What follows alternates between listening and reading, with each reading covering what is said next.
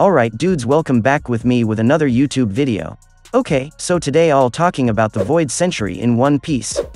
So, make sure to stay tuned for that.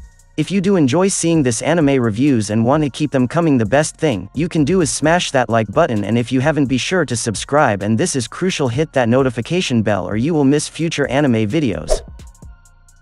In the Void Century, lived a king who ruled a great empire, a kingdom that controlled almost the entire ocean. We'll just call him the king. The king is known as a person who is wise and upholds freedom. He is very much loved by his people. Under his leadership, the kingdom managed to reach the peak of prosperity.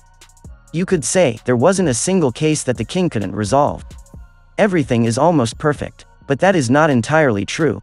There is one problem it cannot solve. The problem that always disturbed his sleep. What was that problem? This is a problem about the giant, two rings, in the One Piece world, namely the Red Line and the Grand Line. The Red Line and the Grand Line are two rings that separate the world's oceans into four parts: East Blue, North Blue, West Blue, and South Blue. At first glance, this form of the world they lived in sounded amazing. But the reality is not that beautiful. The two rings have prevented the world's inhabitants from sailing from one sea to another. As long as the world is in this condition, humanity will never be able to reach their maximum potential. So according to the king was concerned about this situation. Day after day passed without sleeping soundly in order to find a way out. And finally, one night, the idea came to her mind. An idea that sounds crazy, but it may be the only way to break the shackles that hold mankind in place. He immediately poured the idea into a proposal. After time, the proposal was finally completed. The king then invited all kings and leaders of countries from around the world to attend a meeting in the hall of his palace. With a sharp gaze and a loud voice, the king began to present the proposal to the hundreds of kings and leaders of the country before him. The king began, humans need freedom to reach their maximum potential, to fulfill their dreams. Dreams, which when come true, will benefit the future of all of us. The king was silent for a moment, he took a deep breath. But the existence of the Grand Line and the Red Line has become a wall that hinders the achievement of those dreams. We can't go on pretending that this is all right. Therefore, I propose a solution for all of us. I named this solution, the One Piece Project. There were whispers and murmurs among the audience, but the king remained calm and continued his presentation. The main objective of the One Piece Project is to unite every ocean in the world into one unit. To make this happen, we must break down the walls that have been blocking us. Grand Line and Red Line, we must destroy the two rings of the world. The whispers and murmurs that filled the palace hall grew louder. The king tried to calm him down by waving his hands. The audience calmed down again. The king continued, "This project will be in vain without your support. You, kings and leaders of countries, protect the people. The realization of this project will make your name engraved in historical records. Therefore, I respectfully ask you to participate in this project." The king continues his presentation. He sure thought through his plan. Everything has been designed in detail and convincing. The eyes of the leaders present slowly lit up, their gazes confirmed. Finally, the meeting was closed by voting. The results showed that the majority of the audience agreed with the king's proposal. A big smile crossed his face. "Thank you guys. By the way, I need to emphasize that this project will take a while. That's why I ask you to insert the initials D in your names. These initials contain the spirit of freedom from the One Piece Project. The world's support has ignited the spirit of the king. The following days he spent perfecting the One Piece Project and telling the world about it.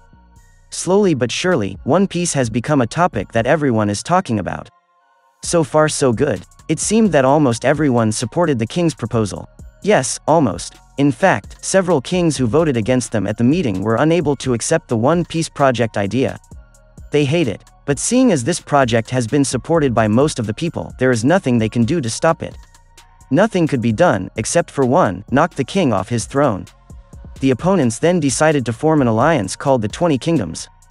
A coup plan to overthrow the king was being drawn up. Shortly thereafter, war broke out between the 20 Kingdoms and the king. A war that was later recorded as the biggest war in history. After a long battle, the 20 Kingdoms finally emerged victorious. Meanwhile, the king lost and was forced into exile. The seat of the king, which was now vacant, was soon filled by 20 kingdoms to establish a new government, namely the world government. The world government immediately uses its powers to erase all information about the king and the One Piece Project from historical records. In exile, the king had cried over his defeat. But only for a moment. His mental bounced back, even louder than before. It's too late for me to realize One Piece. But it's not too late for the world.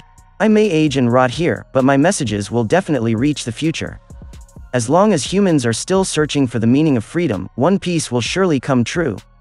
The king immediately instructed his remaining supporters around the world to carve the One Piece project on poneglyph stones. He didn't care it would take tens or even hundreds of years. The king's hope was only one: the message engraved on it would one day reach those who were bolder and stronger than himself in the future.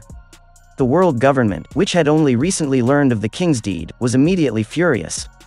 They immediately made the translation of the poneglyph a crime. 800 years later, a man named Gold D. Roger appeared.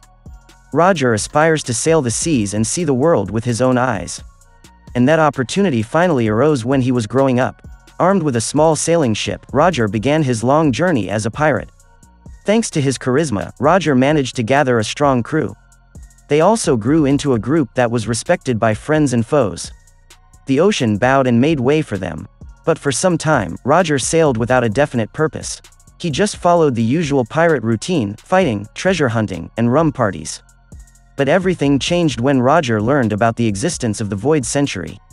Roger learned that the Void Century was closely related to the initial D attached to his name. The initials that he never understood the meaning of were apparently not just empty initials. D is a symbol of forgotten desires. The meeting was a turning point for Roger.